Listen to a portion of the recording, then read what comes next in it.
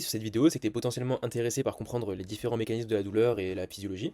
Donc moi dans cette vidéo, c'est ce que je vais essayer de te transmettre, de t'expliquer du coup les mécanismes de la douleur, les différentes théories autour de celle-ci, et te donner quelques conseils pratiques. Bon, juste avant de commencer, c'est ma première vidéo YouTube depuis un petit moment. C'est le premier format que je fais comme ça. J'ai prévu de pas faire de montage du tout, c'est juste je te transmets de la valeur, des connaissances. Donc j'espère que ça te plaira et je te laisse me dire en commentaire si jamais ça t'intéressait. Donc, pour commencer, on va parler de la définition. Donc, la douleur, elle se définit par une expérience sensorielle et émotionnelle désagréable, associée à ou ressemblant à une lésion tissulaire réelle ou potentielle. Bon, cette définition, elle peut être un peu compliquée à comprendre et il y a beaucoup de nuances qui sont à l'intérieur. Donc, moi, le but de cette vidéo, c'est essayer d'un peu de décortiquer tout ça et on va prendre les choses point par point. Donc, déjà, premièrement, la douleur a différentes composantes. La première, c'est donc la composante sensoridiscriminative. Donc, c'est la première chose à laquelle on pense quand on parle de douleur, c'est celle qui te permet d'identifier les paramètres de la douleur, donc l'intensité, la fréquence, la localisation et la durée. Ensuite, la douleur, elle a une composante affectivo-émotionnelle. Ce qu'il faut comprendre, c'est que ta douleur, elle est influencée par tes émotions. Si tu es fatigué, stressé, euh, triste, euh, ce sont des émotions qui peuvent impacter ta sensibilité à la douleur. En général, quand tu es fatigué et que tu es triste, tu peux plus facilement ressentir de la douleur. Il faut comprendre aussi que, du coup, cette douleur, elle a des retentissements sur tes émotions. Ça, c'est facile à comprendre aussi. Si tu as des douleurs qui t'empêchent d'aller à l'entraînement comme tu veux et, je sais pas moi, de t'entraîner avec tes amis, forcément, ça peut t'impacter au niveau de ton moral. Et enfin, la dernière composante, du coup, c'est la composante cognitivo-comportementale. Donc, c'est la composante qui est un peu plus compliquée à comprendre, entre guillemets, parce que vraiment, c'est pas si compliqué. C'est celle qui prend en compte tes interprétations et tes représentations de la douleur. Donc, il faut comprendre que euh, selon comment tu interagis et réagis face à la douleur, tu vas la ressentir de manière différente. Par exemple, une manière d'interpréter la douleur, c'est de se dire plus j'ai mal, plus j'aggrave ma lésion. Le fait de se dire ça, ça va potentiellement mener à un niveau de sensibilité plus élevé et donc des douleurs plus importantes. Donc j'ai parlé des interprétations et des représentations, mais on a aussi les stratégies comportementales. Donc justement, plus j'ai mal, plus j'aggrave ma douleur, ma lésion, ça fait partie des stratégies comportementales, mais il y en a d'autres. Donc les deux là sont un peu liés, donc je dois m'arrêter pour pas que ça n'empire. C'est une vision un peu catastrophiste de la douleur, en mode de si j'ai mal, il faut vraiment pas que j'aille chercher à ressentir de la douleur, sinon je vais aggraver et ça va être de pire en pire. Ensuite, on a une autre stratégie qui est assez commune pour les sports de force et même pour les sportifs en général, qui est la méthode un peu no pain no gain, qui se traduit par la progression se fait dans la difficulté, je change rien. Le problème avec celle-ci, c'est que oui, du coup, t'as pas du tout une vision catastrophiste de la douleur, mais il faut comprendre que la douleur, à la base, c'est un outil d'adaptation. Si tu ressens de la douleur, c'est que ton corps essaie de te transmettre un message euh, par rapport à ce que tu fais.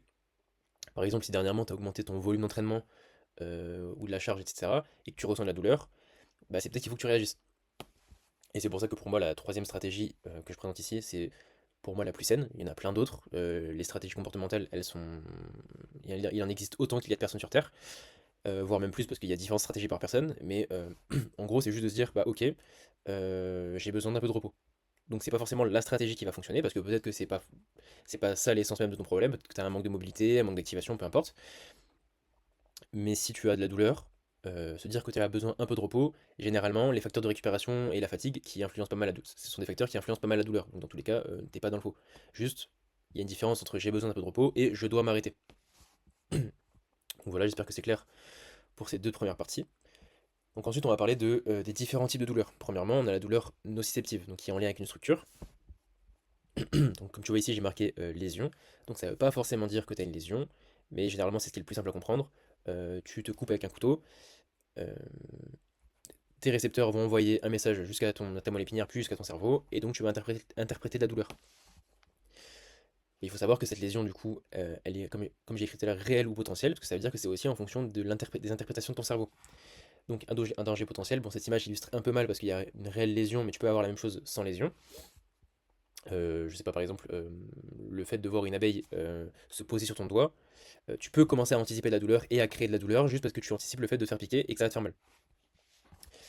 Mais ce que je voulais illustrer là du coup avec cette image ici avec le violoniste, c'est que la douleur, elle est aussi influencée, comme je t'ai dit, par tes expériences. Par tes expériences et par ta manière de voir le monde.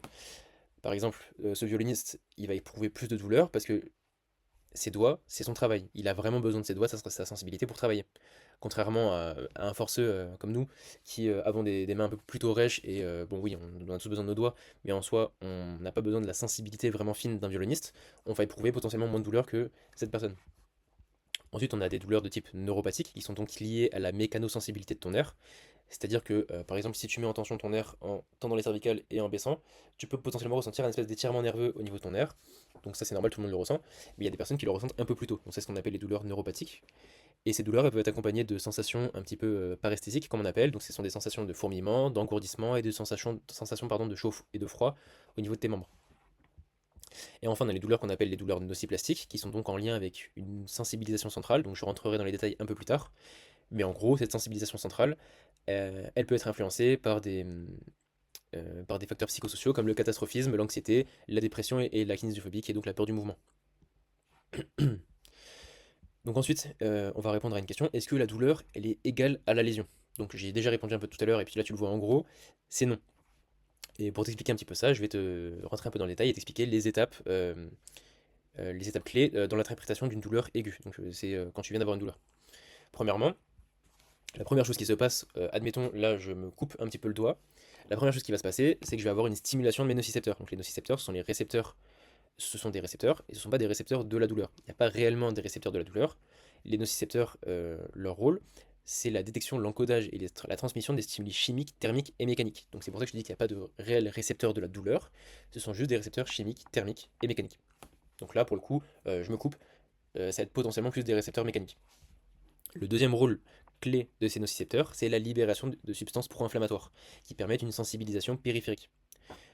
Bon, tout à l'heure je t'ai parlé de sensibilisation centrale, là je te parle de sensibilisation périphérique, je vais rentrer un peu plus dans le détail, et je vais te prendre l'exemple de l'entorse de cheville. Je viens de me faire une entorse de cheville, et j'ai ma cheville qui gonfle un petit peu. Alors pourquoi cette cheville, elle va gonfler? Tout simplement parce que, donc là pareil, on est un petit peu sur euh, une sensibilisation mécanique, donc c'est un étirement de ma cheville qui va provoquer un stimulus suffisamment important pour envoyer un message jusqu'à mon cerveau, qui va interpréter la douleur, ok, donc je rentrerai plus dans le détail après, mais qui va donc interpréter la douleur, et la réponse, donc la réponse au niveau de mon cerveau, c'est interpréter de la douleur, mais j'ai aussi une réponse au niveau périphérique, donc au niveau de ma cheville, directement des récepteurs, qui va libérer localement des substances inflammatoires. Ces substances inflammatoires vont permettre d'amener plus de sang et d'amener des facteurs qui vont aider à la cicatrisation de mes tissus, qui sont nécessaires dans le cas d'une entorse, et elle va également augmenter la sensibilité des nocicepteurs. Alors comment elle va augmenter la sensibilité des nocicepteurs? Tout simplement parce que tout à l'heure, comme je t'ai dit, au niveau des récepteurs, tu as des récepteurs mécaniques, thermiques, mais aussi chimiques. Donc en fait, la libération des substances inflammatoires vont directement influencer tes récepteurs chimiques. Donc au départ, tu as une stimulation mécanique, et ensuite elle est entretenue par une stimulation également chimique. Cette sensibilisation périphérique, elle est hyper importante, surtout au départ, parce que tu te doutes bien que quand tu viens de te faire une entorse, c'est peut-être pas la bonne idée d'aller courir sur ta cheville. Donc, ton corps fait en sorte que tu interprètes de la douleur au niveau de ta cheville pour te calmer un petit peu et pas aller courir dessus et sauter bêtement. Ça veut pas dire que tu dois pas du tout bouger ta cheville, mais voilà, il faut nuancer, il faut pas sauter dessus alors que tu viens de te faire une entorse. Donc, on a vu la stimulation des nocicepteurs. Ensuite, donc, comme je t'ai dit, une fois que la stimulation est suffisamment importante et que le potentiel d'action est passé, on passe à la transmission neuronale. C'est-à-dire que c'est le passage du message à travers le nerf jusqu'à ta moelle épinière. Ou au niveau de ta moelle épinière, il y a une deuxième évaluation, une deuxième interprétation de la douleur. Est-ce que le potentiel d'action, est-ce que le stimulus est suffisamment important pour envoyer cette information jusqu'à ton cerveau? Si jamais c'est le cas, on a du coup la troisième phase qui est l'évaluation et l'intégration corticale. Donc comme tu vois ici, c'est un peu compliqué, il y a beaucoup de choses. Mais en gros, ce qu'il faut comprendre, c'est que, comme je l'ai dit tout à l'heure, ton cerveau, il interprète ta douleur en fonction de tes expériences. Donc en fonction de tes expériences, en fonction de tes émotions, de tes motivations. Par exemple, un coureur de haut niveau, il va potentiellement déclencher la douleur moins rapidement s'il a une préparation de compétition ou qu'il est en plein dans sa compétition et qu'il y a des facteurs hormonaux qui entrent en compte et qui font que il faudra qu'il interprète cette douleur plus tard.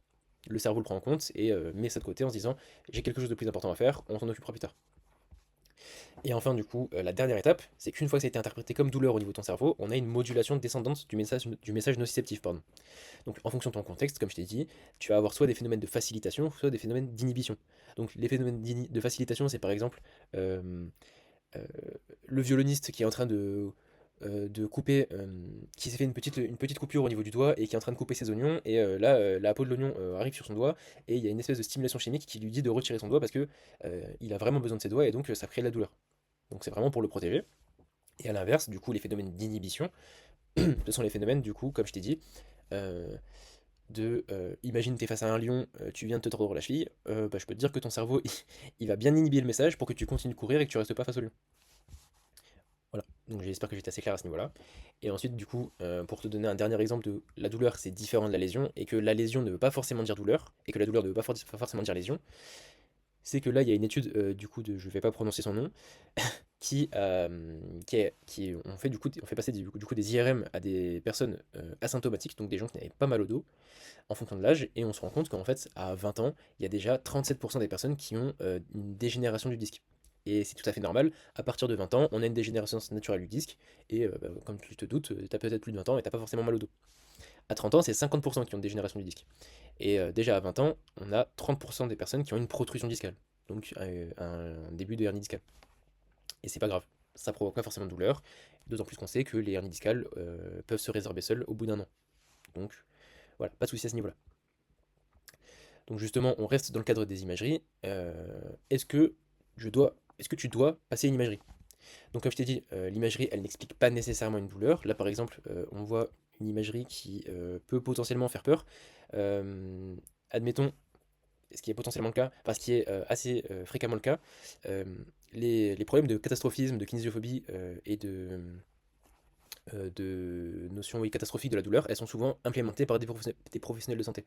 Parce qu'un professionnel de santé qui demande une imagerie au premier abord et qui tombe sur une imagerie comme ça, il risque de prendre peur, alors que bah, cette personne, en réalité, elle n'avait aucune douleur et aucune perte de fonction. C'est-à-dire qu'elle n'avait pas de douleur, pas de perte de sensibilité, pas de perte de force, tout allait bien dans sa vie, juste on lui a passé une imagerie pour une étude, et voilà. Mais elle n'avait aucune douleur et, comme je t'ai dit, aucun problème. Et donc justement, cette imagerie, elle est déconseillée, elle est même déconseillée en fait. Donc elle est déconseillée, sauf si il y a une pathologie sérieuse qui est suspectée, qu'il n'y a pas de réponse positive à un traitement conservateur, donc si tu as fait de la kiné ou que tu as essayé de reprendre progressivement ton activité, et que c'est en capacité de changer le plan de traitement. Mais bon, ça tu te doutes bien, tu peux pas le faire seul, il faut que tu ailles voir un kiné. Maintenant, si jamais tu vas voir un médecin ou un kiné et qu'il te prescrit sans même te poser de questions une imagerie, peut-être que ça nécessite de voir un deuxième avis. Mais après, tu peux toujours demander pourquoi, selon lui, c'est nécessaire de faire une imagerie. Mais voilà, les recommandations actuelles ne disent pas de faire une imagerie. Elle est déconseillée en premier abord, en première intention. Parce que ça a tendance à créer justement de la kinésiophobie, du catastrophisme et de l'anxiété chez les personnes. Du coup, on a parlé de la douleur aiguë, maintenant on va parler de la douleur chronique. Donc la douleur, quand est-ce qu'elle devient chronique? Elle devient chronique quand la douleur est supérieure à 3 mois.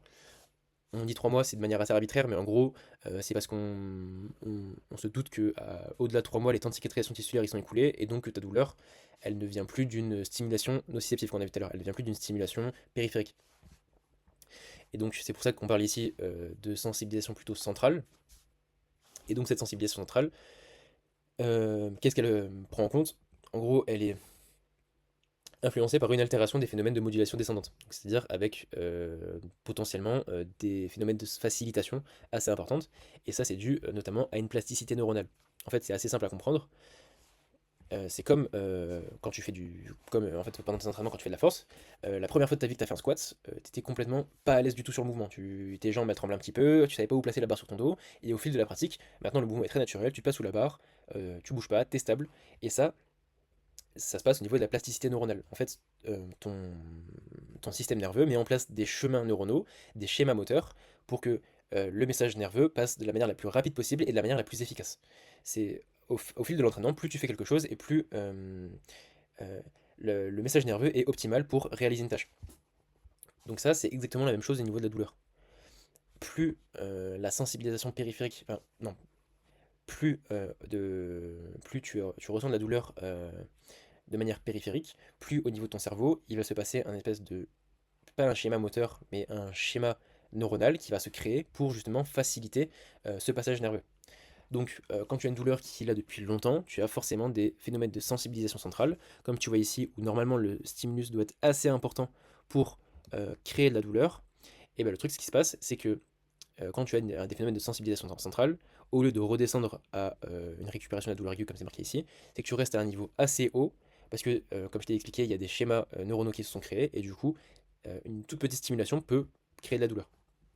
Et comme je t'ai expliqué tout à l'heure également, cette sensibilisation centrale, elle est influencée par des facteurs psychosociaux, donc comme de la détresse, de la kinésiophobie, du catastrophisme, de l'anxiété, de la fatigue et beaucoup d'autres choses.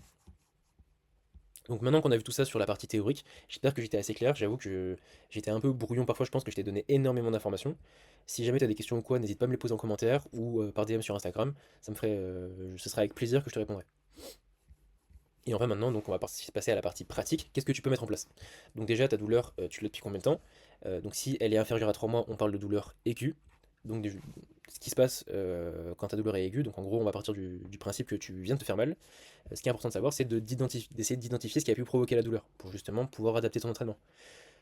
Il y a plein de facteurs à prendre en compte, dont ton sommeil, ton stress, ta nutrition, j'ai parlé du travail, mais ça rentre dans le stress, ton entraînement, parce que justement les facteurs les plus faciles à identifier au niveau de ton entraînement, c'est est-ce que dernièrement tu as augmenté ton volume, est-ce que tu as augmenté de l'intensité, est-ce que tu es en préparation de picking, parce que la préparation de picking du coup ça peut rentrer dans différents facteurs, parce que tu as potentiellement augmenté ton volume, ton intensité, tu as des facteurs de stress qui sont augmentés parce que tu as une compétition et peut-être que du coup tu t'entraînes un peu plus, du coup au niveau de ton travail ça se répercute et du coup ça se répercute aussi au niveau de ton sommeil. Tu vois, il y a beaucoup de choses à prendre en compte et parfois c'est juste des facteurs qui sont non identifiables et c'est pas grave. Si tu viens de te faire mal, tu peux avoir la stratégie de tout à l'heure de juste je vais prendre un peu de repos ou je vais diminuer un petit peu mes charges et mon volume pour ne pas trop me faire mal à l'entraînement et on voit au bout de quelques jours, quelques semaines comment ça évolue.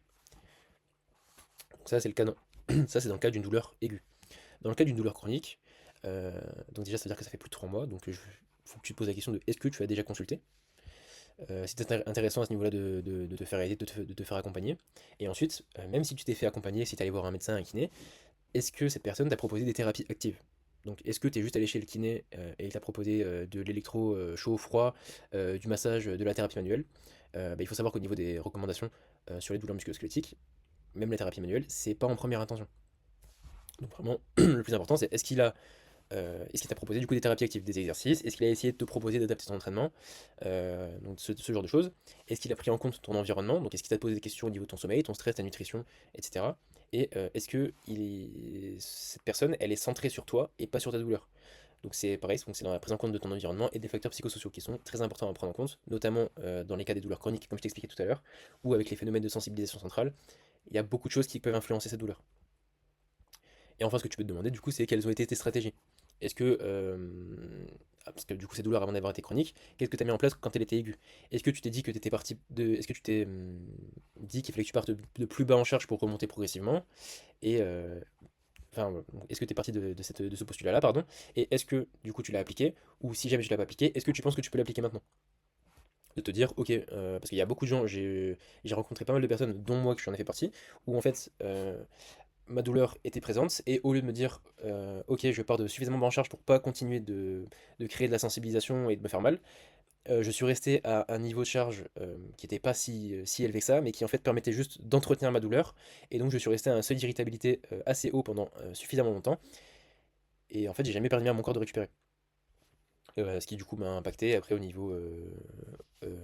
au niveau de l'anxiété, au niveau émotionnel, comme je dit, je prenais moins de plaisir à l'entraînement, etc. Donc c'est vraiment important de te dire, si jamais t'es pas parti de plus bas en charge et d'adopter une exposition graduelle, c'est-à-dire d'augmenter petit à petit le mouvement, donc l'exposition graduelle, c'est d'augmenter petit à petit la charge, mais aussi d'augmenter petit à petit le mouvement. Par exemple, peut-être que tu tolères pas un squat au début, mais peut-être que tu peux commencer par exemple juste par des petites flexions de dos sur une chaise, puis potentiellement au poids du corps, etc.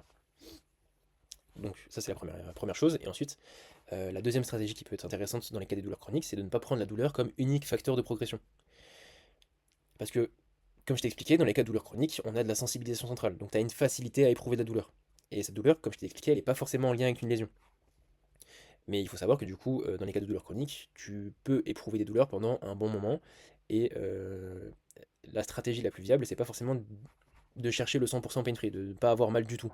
Moi par exemple, depuis mes douleurs, aujourd'hui aux entraînements, ça m'arrive d'avoir encore de temps en temps un peu mal. J'essaie de le prendre en compte, mais c'est clairement pas le facteur, mon facteur principal de progression. Je préfère me concentrer sur est-ce que j'arrive petit à petit à augmenter mon volume d'entraînement, est-ce que j'arrive à augmenter ma charge d'entraînement, et est-ce que j'arrive à augmenter mon plaisir à l'entraînement. Ce sont des facteurs pour moi beaucoup plus importants et essentiels à prendre en compte dans le cas des douleurs chroniques où tu peux pas juste te fier à ta douleur. Et ensuite, du coup, quelques conseils qui sont liés à ce que je t'ai dit avant, mais je préfère te les répéter ici, parce que du coup, on arrive sur la fin de la vidéo. Donc déjà, euh, tout ce que j'ai parlé ici, bien sûr, ce sont des cas de douleur non traumatique. Ok. Si c'est traumatique, tu vas consulter. Ça me paraît assez clair en général quand c'est traumatique, que tu t'es fait une entorse, que tu es tombé, que la douleur elle a apparu d'un coup et que tu sais que c'est en lien avec quelque chose que tu viens de faire. En général, les gens n'hésitent pas à consulter, donc voilà, mais je préfère le préciser quand même. Et donc dans le cas où c'est une douleur qui est non traumatique, qui a apparu progressivement, où il n'y a pas eu un facteur vraiment clé qui te dit ok c'est ça qui m'a fait mal, on évite l'imagerie en première intention, du coup comme je t'ai expliqué tout à l'heure, et on essaie de reprendre l'activité le plus rapidement possible si la douleur le permet, ou dans tous les cas d'adapter. Il faut continuer de bouger.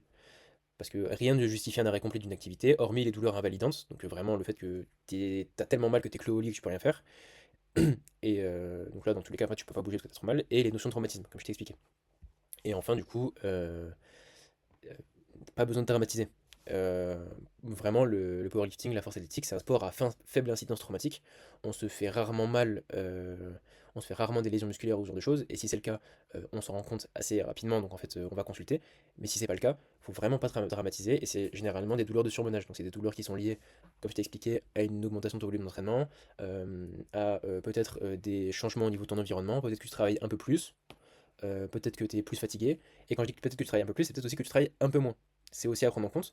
Parce que, admettons que tu travailles tous les jours, tu travailles tous les jours 7 heures et tu as l'habitude d'être assez actif et de pas mal bouger. Et du jour au lendemain, tu es en vacances ou tu es au chômage et tu travailles plus du tout. Et du coup, tu restes assis chez toi toute la journée. Et que le seul moment de ta journée où tu vas bouger, c'est pour aller faire du sport.